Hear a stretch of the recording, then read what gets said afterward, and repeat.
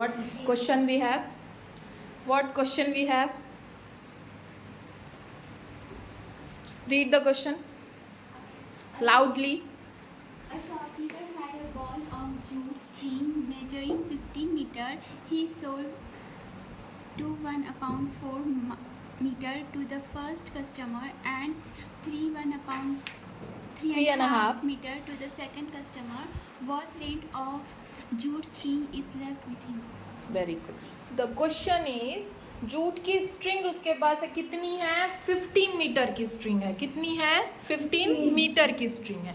उसने पहले क्या किया? पहले कस्टमर को 2.1/4 इतना बेचा, दूसरे को 3.5 बेचा. तो अब उसके पास कितना बचा? तो ये मालूम करने के लिए जैसे हमारे पास 15 रुपीज़ है, 15 रुपीज़ में किसी को आपने दे दिए 2.1/4 और दूसरे को दिए 3.5.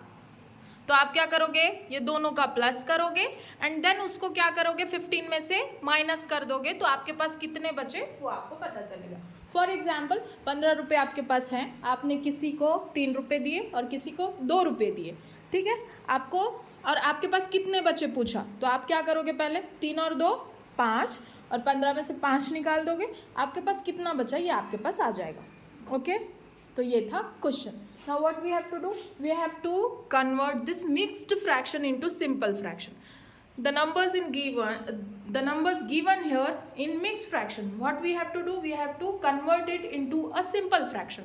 So what we are doing here? We are converting it into. So the main process is what we have to do. 2 into 4 plus 1. 2 into 4 plus 1 denominator जैसा कि वैसा as it is you have to write down the denominator. Then 3 2s are 6 plus 1 upon 2. The final answer is 9/4 plus 7/2. Now I have told you again and again in previous class also that if we are able to find out the answer in simple step then we don't have to do multiple steps there. So जैसे हमने देखा है कि double divide double multiply करने की ज़रूरत नहीं है. What we have to do? We have to think about it. इसके डिनोमिनेटर में 4 है, इसके डिनोमिनेटर में 2 है. तो हम क्या कर सकते हैं? ये 2 को ही 4 बना सकते हैं, है ना.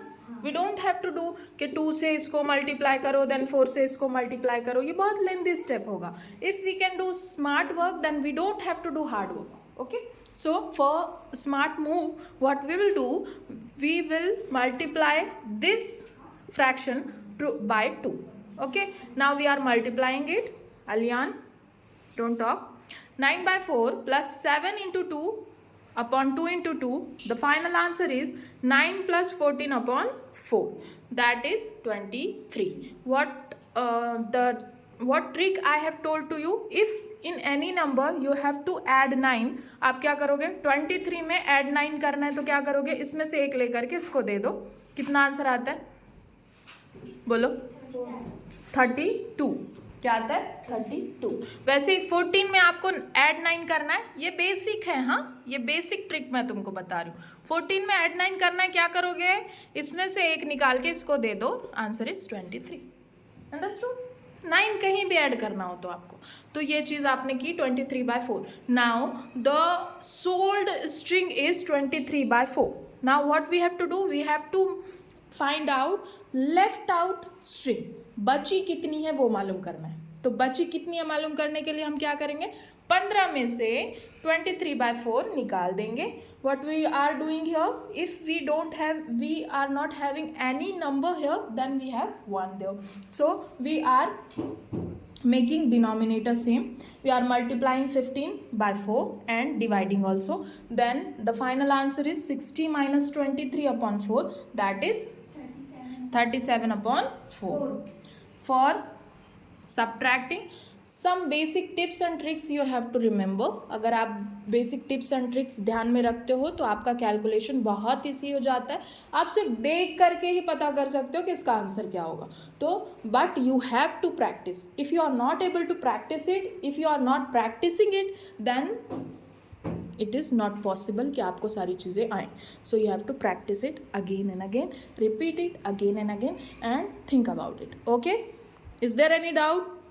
Understood the question and answer also. Now next question you have to try. If you are not able to do it, I will make it.